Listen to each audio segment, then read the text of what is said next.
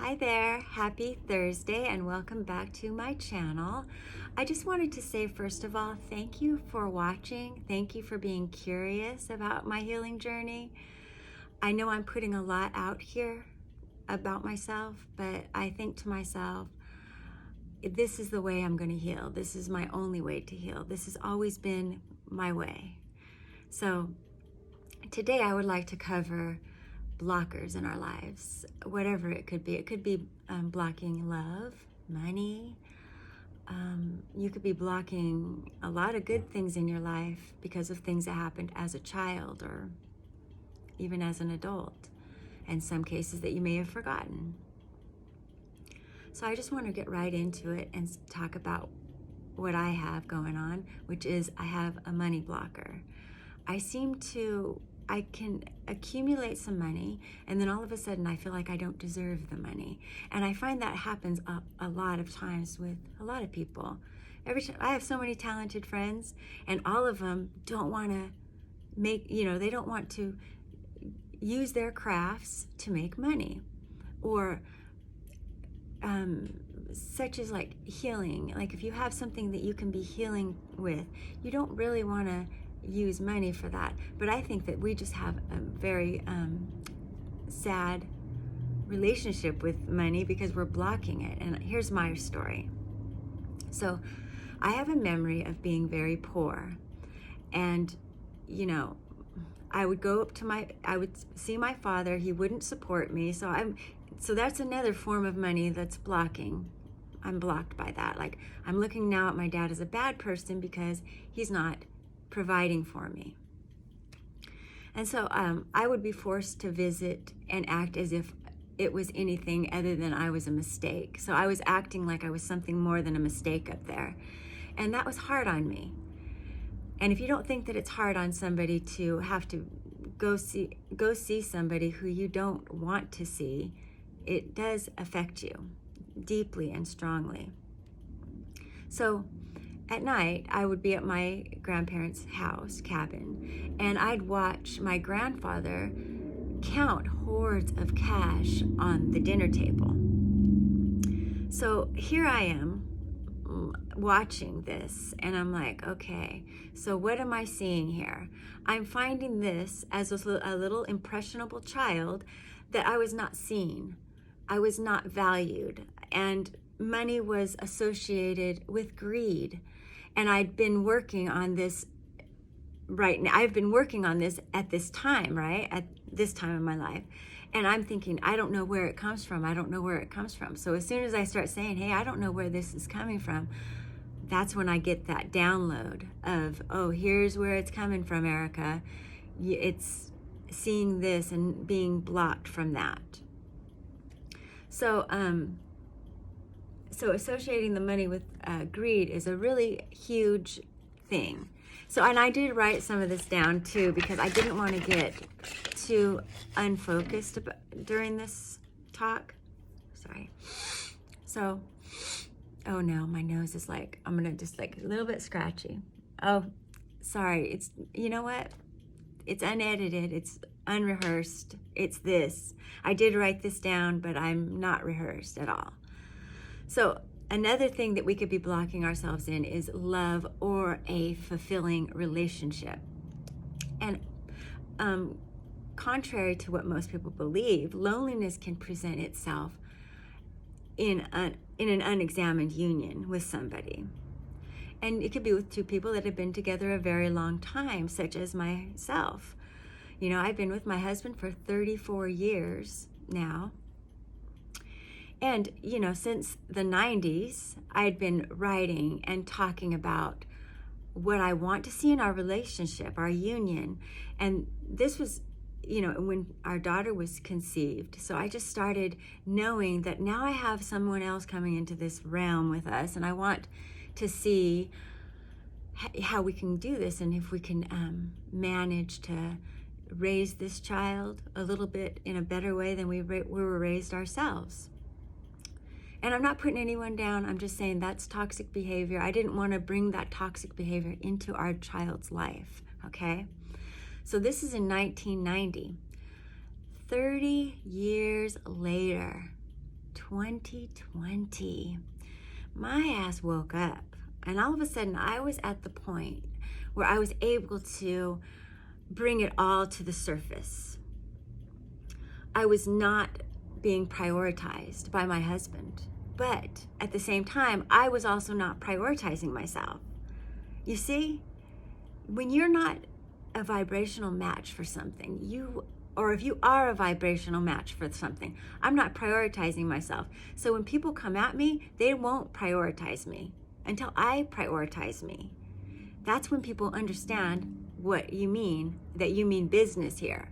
You're starting to prioritize yourself. You let that self out. So this was a direct manifestation of the toxic behavior demonstrated to me by my parents. My dad ignored me because he didn't want me. And long story short, my mother forced a relationship between my father and I that fucked me up. And do you think that when I was 17 years old, I said, "Excuse me, I'm going to let you know about my life," to my husband, to my boyfriend? I have daddy issues. I have abandonment issues.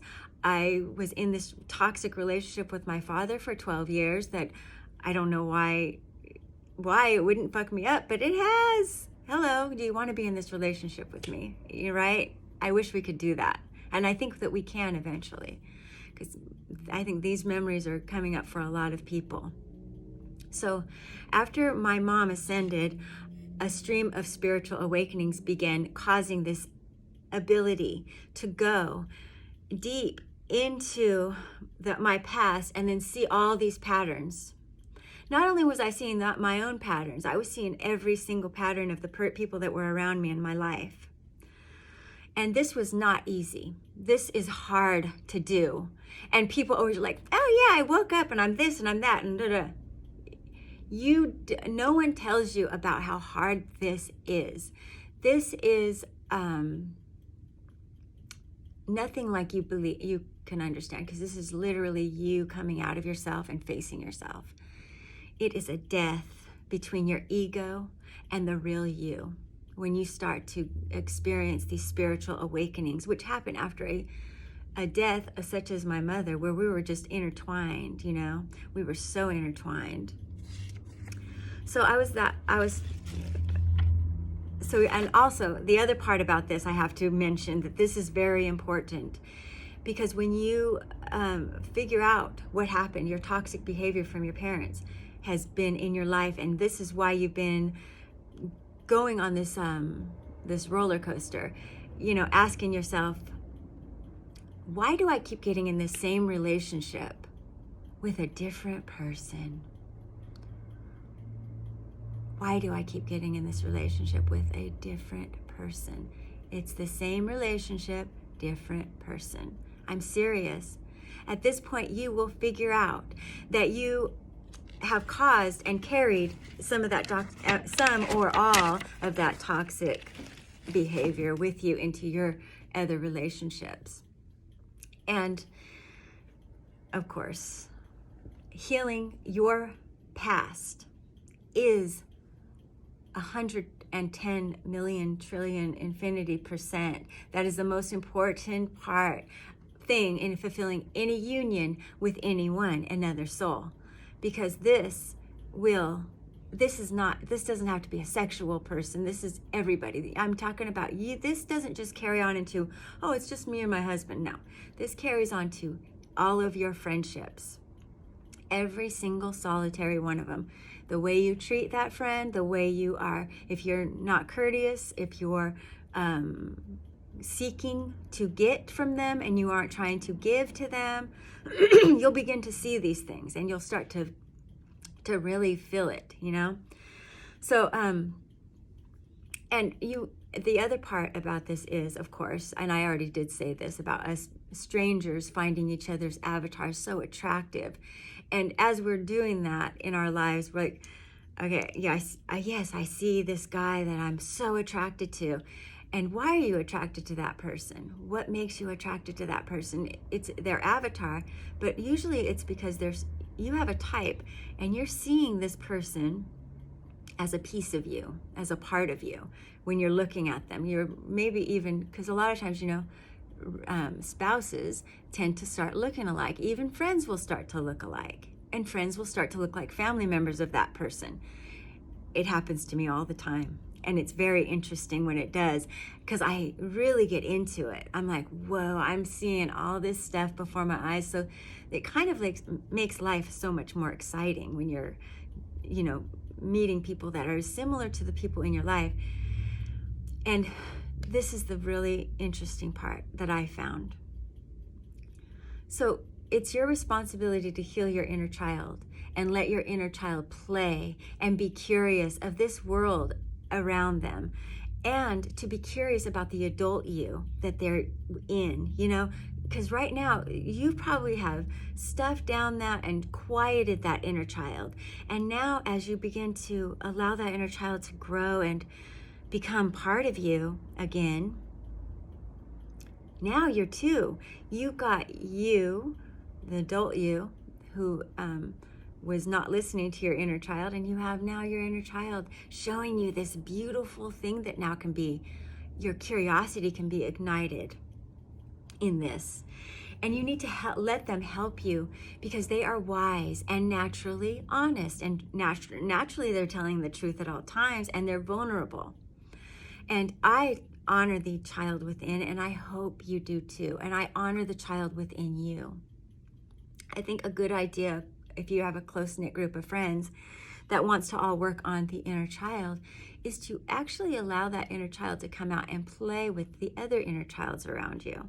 Because that way, one inner child has the wisdom to heal another inner child, help them see, not exactly help them heal, but they might be able to spark something in that, your inner child. My inner child could spark something in your inner child, and together they can unify and show each other, what are we missing here? What's going on? And it's really cool.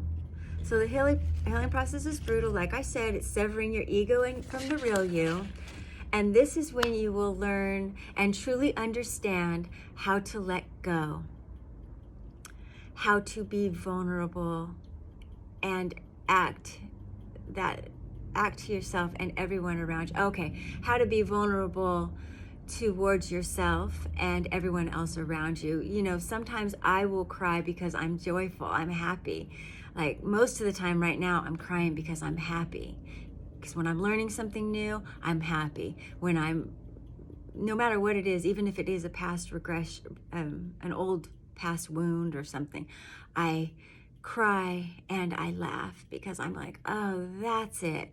And that is very similar to what I hear from the other side. When they go to the other side, they're laughing at everything that we're doing, that we're thinking is super serious. They're like, what the hell, people? Calm down. Calm your tits down. So communicate all the emotions that you need, okay?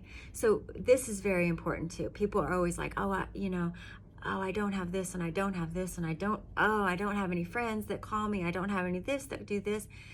You have to ask for what you want. If you need company, ask for the company. If you need any kind of emotional support, ask for the emotional support. If you need to chat with somebody, start texting somebody. After my mom passed away, I was alone, and they were working. My husband was working. My daughter was working also, and the other one had moved out. So I was alone, and I was grieving my mother, and it hurt.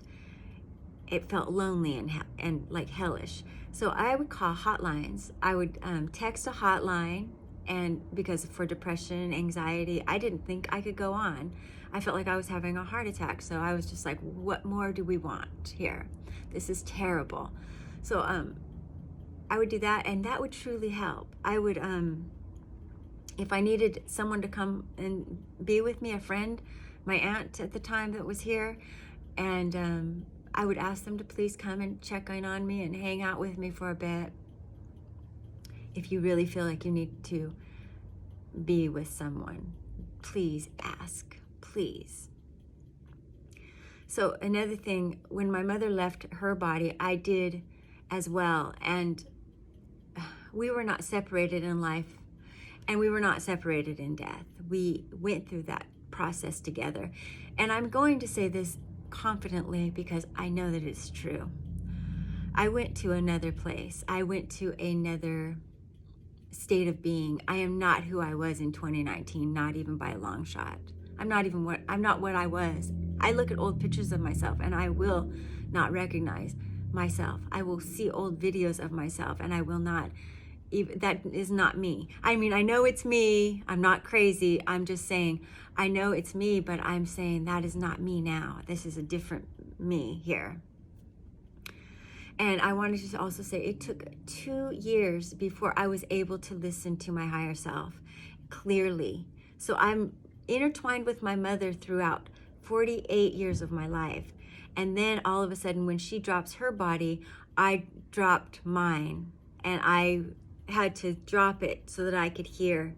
That's why I was on the couch dying of a heart attack when my mother was 6 months after my mom had passed. I experienced this. So don't think that it's going to happen right after something tragic happens in your life.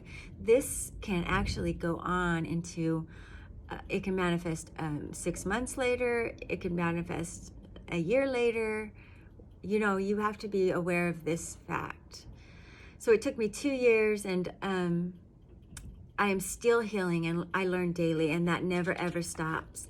And I wanted to say one more thing. You are the creator of your life. And that's all I'm going to say today, because if I say any more, it'll probably be a rambling mess and a half. But I love you, and I want you all to know how grateful I am for you, for being my friend and knowing about me and still loving me, knowing about our life and still coming at us and including us in your life. Those are for friends that are in our lives. So I just wanted to let you guys know that we honor you and cherish you, and we cheers you. It's you are our family, and we appreciate you very much, and we respect you and love our time together. Thank you for being with us today. I did not meditate today, and if you missed it, let me know, because I don't know if it's too much, because that actually makes it go a little longer. Much love to you all. Have a great weekend. Bye.